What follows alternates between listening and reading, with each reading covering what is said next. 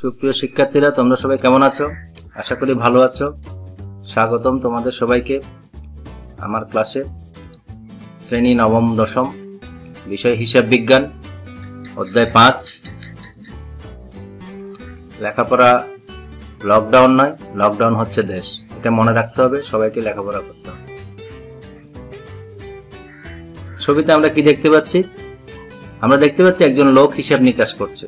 তাহলে সহজে আমরা বুঝতে পারছি আজকের পাঠ হচ্ছে আমাদের হিসাব।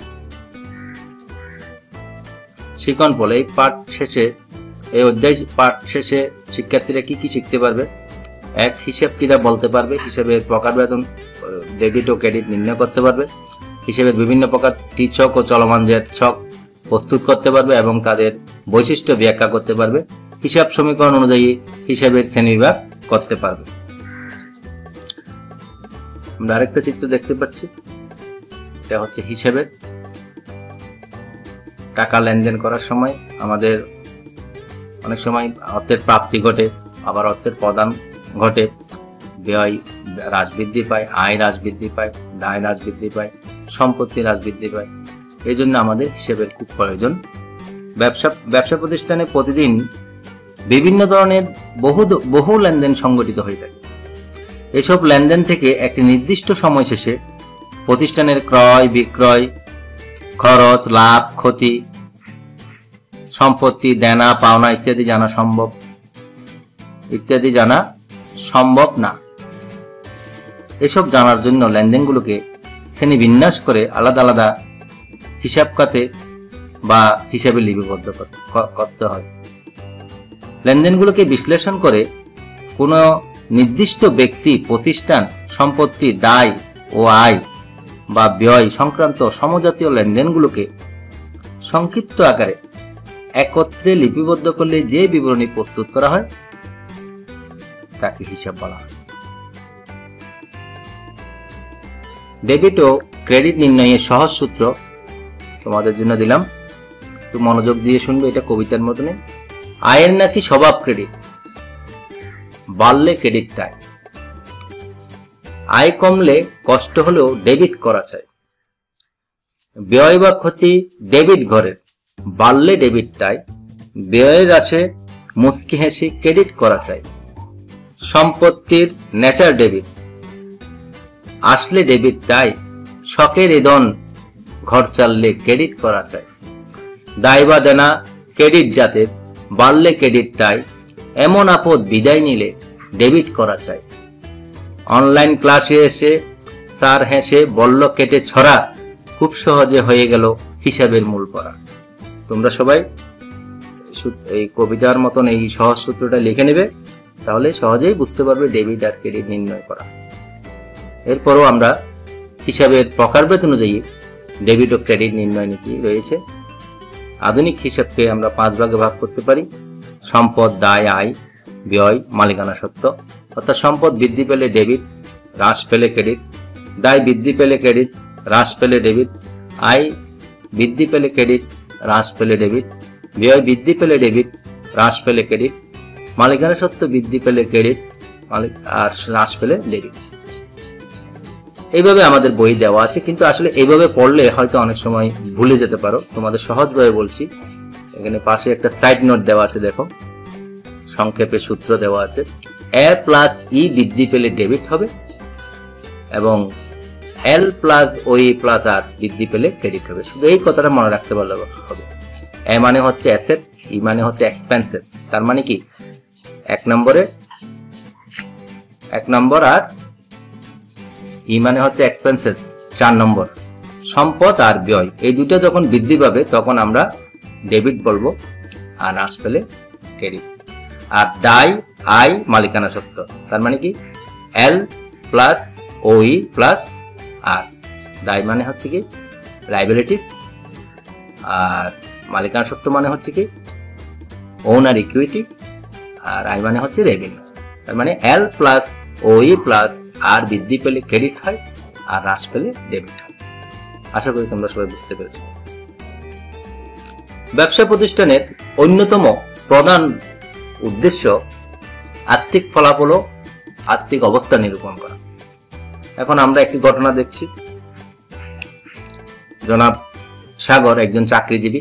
2019 সালে মার্চ মাসে তিনি বেতন পান 15,000 টাকা, পুরাতন আসবাবপত্র বিক্রি করে 3,000 টাকা এবং ব্যাংক হতে 5,000 টাকা ঋণ গ্রহণ করেছেন। বাড়ি ভাড়া বাবদ 8,000 টাকা, খাদ্য খাতে 5,000 টাকা, গ্যাস ও বিদ্যুৎ বিল বাবদ 1,000 টাকা, যাতায়াত বাবদ 500 টাকা, চিকিৎসা বাবদ 3,000 টাকা এবং সন্তানদের লেখাপড়া বাবদ 2,000 টাকা ব্যয় করেন।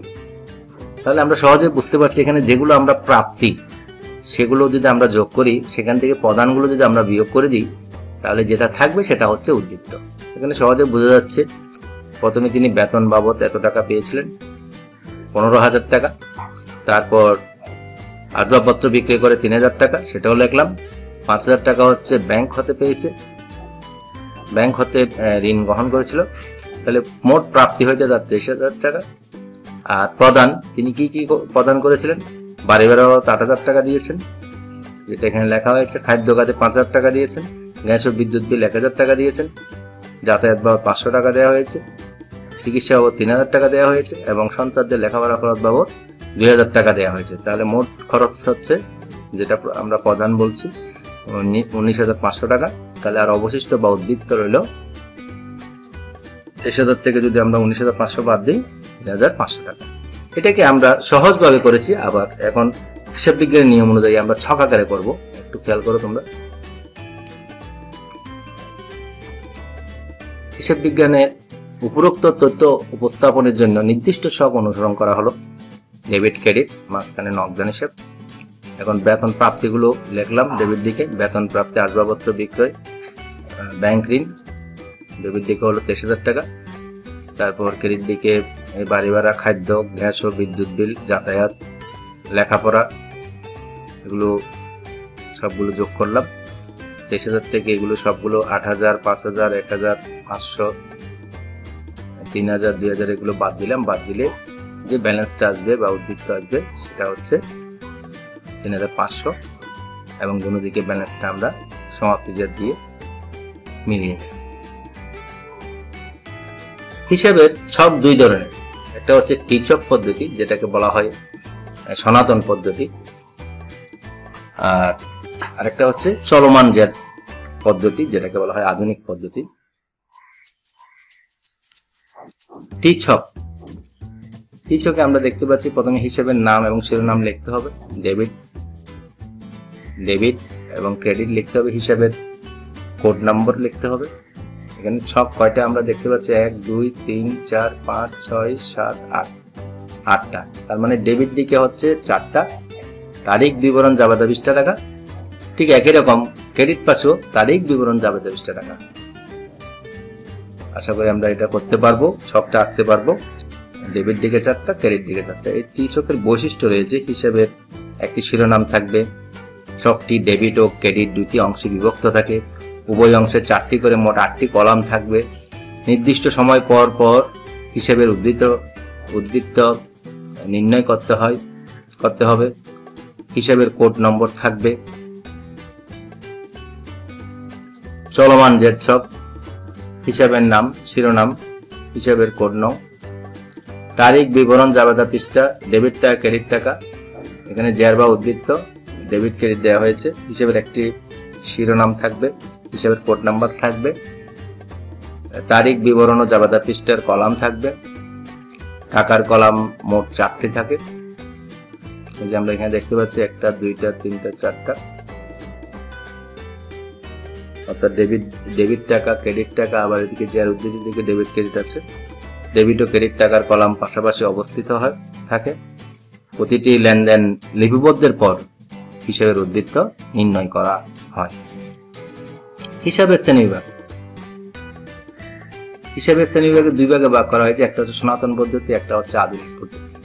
সনাতন পদ্ধতি এখন অবশ্য তেমন প্রচলিত নয়, তারপর তোমাদের সুবিধার জন্য আমি একটু বলছি। এই সনাতন পদ্ধতি হচ্ছে ব্যক্তিবাচক হিসাব, সম্পত্তিবাচক হিসাব, আয় ব্যয়বাচক হিসাব। সনাতন পদ্ধতিতে এই ব্যক্তিবাচক হিসাব মানে কোনো ব্যক্তি বা প্রতিষ্ঠানের সাথে সম্পর্কিত হিসাবকে ব্যক্তিবাচক হিসাব বলে। যেমন ব্যাংকে জমা দেওয়া হলো 5,000 টাকা, তাহলে এটা কি জাবেদা হবে?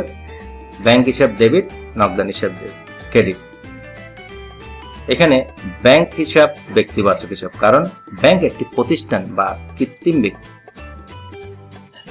ঠিক একইভাবে সম্পত্তিবাচক হিসাব প্রত্যেক প্রকার সম্পত্তির আগমন নির্গমন সংক্রান্ত লেনদেনকে সম্পত্তিবাচক হিসাব বলে। আর আয় ব্যয়বাচক হিসাব হচ্ছে যেটাকে আমরা আরেকটা নামেও অভিহিত করতে পারি, সেটার নাম হচ্ছে নামিক হিসাব। ব্যবসা প্রতিষ্ঠানে দৈনন্দিন কাজে বিভিন্ন প্রকার আয় ও ব্যয় সংক্রান্ত লেনদেনগুলো হয়ে থাকে, এগুলোকে নামিক বা আয় ব্যয়বাচক হিসাব বলা হয়। যেমন মজুরি প্রদান করা হলো 2000 টাকা, এখানে জাবেদা করতে হলে দুইটা পক্ষে ভাগ করতে হলে মজুরি হিসাব ডেবিট, নগদান হিসাব ক্রেডিট। এখানে মজুরি হিসাবটা হচ্ছে নামিক হিসাব, কারণ মজুরি প্রদান করলে অর্থ চলে যায় আর এটা একটা ব্যয়। এরপরে আসি আমরা আধুনিক পদ্ধতি। এখন আধুনিক পদ্ধতিতে আমরা দেখতে পাচ্ছি কি সম্পদ হিসাব, এটাকে 5টা ভাগে ভাগ করে সম্পদ হিসাব, দায় হিসাব, মালিকানা সত্ত্ব হিসাব, রেভিনিউ হিসাব, ব্যয় হিসাব। একটু আগেই আমরা হিসাবের ডেবিট ক্রেডিট নীতির মধ্যে এগুলো বুঝিয়েছিলাম। সম্পত্তি, দায়, মালিকানা সত্ত্ব, রেভিনিউ বা আয় হিসাব, ব্যয় হিসাব, এগুলো বৃদ্ধি পেলে কি হয়, হ্রাস পেলে কি হয়। হিসাব সমীকরণের সূত্র A equal to L plus। এখানে A সমান অ্যাসেট, L মানে লাইবিলিটিস, E মানে ইকুইটি। হিসাব সমীকরণের বর্ধিত রূপ A সমান L প্লাস E বলি আমরা। ইটাকে যখন আমরা বর্ধিত করব, E সমান হবে C plus R minus E minus D। অর্থাৎ সিটা হচ্ছে ক্যাপিটাল, আরটা হচ্ছে রেভিনিউ, মানে মূলধনের সাথে যখন আমরা আয়টা যোগ করব, যোগ করার পরে খরচটা বাদ দেব, এক্সপেন্সেস বাদ দেব, ড্রয়িংসটা বাদ দেব, তাহলে আমাদের মালিকানা সত্ত্ব হয়ে যাবে। কিন্তু মূল হিসাবটা হচ্ছে A equal to L plus, মানে যত সম্পদ আছে সম্পদ সমান মোট সম্পদ সমান মোট দায় ও মালিকানা সত্ত্ব। আর এই যে C plus R minus E minus D, এটা হচ্ছে সম্পূর্ণটা হচ্ছে E। তাহলে মূল পড়াটা কি হচ্ছে A equal to L plus E। E মানে হচ্ছে C plus R minus E minus D। আশা করি তোমরা বুঝো। এবার তোমাদের কিছু শ্রেণীর কাজ করাবো, তোমরা সবাই খাতাগুলো হিসাবগুলো লিখে নাও। নিম্নলিখিত হিসাবগুলোকে কোনটি কোন হিসাব চিহ্নিত করো। যেমন প্রথমে দিয়েছি নগদান হিসাব, ব্যাংক হিসাব, বেতন হিসাব, বিক্রয় হিসাব, তারপর দিয়েছি ক্রয় হিসাব, বিক্রয় হিসাব, দেনাদার হিসাব, ঋণ হিসাব। তাহলে আমরা এতক্ষণ পরে যা বুঝলাম, নগদান মানে হচ্ছে সম্পদ, ব্যাংক ও সম্পদ, বেতন মানে এটা একটা খরচ বা ব্যয়, ব্যয় হিসাব, বিক্রয় মানে হচ্ছে বিক্রি করলে আয় হয়, আয় হিসাব, ক্রয় মানে হচ্ছে খরচ বা ব্যয় হিসাব, বিক্রয় হিসাব, আয় হিসাব, দেনাদার হিসাব, সম্পদ হিসাব, ঋণ হিসাব, দায় হিসাব। আশা করি তোমরা বুঝছো। কাজ তোমাদের জন্য কিছু একক কাজ থাকবে। হিসাবের টি ছকে মোট কয়টি ঘর থাকে, এগুলো আমি আলোচনা করেছিলাম। হিসাবের চলমান জের ছকে মোট কয়টি ঘর থাকে। হিসাবের কোন ছক ডেবিট ও ক্রেডিট দুইটি অংশে বিভক্ত থাকে। হিসাব সমীকরণ কি, প্রতিটি লেনদেন দ্বারা কয়টি হিসাব খাতকে প্রভাবিত হয়। হিসাব প্রস্তুতের জন্য কয় ধরনের ছক ব্যবহার করা হয়। মালিকানা সত্ত্ব কি।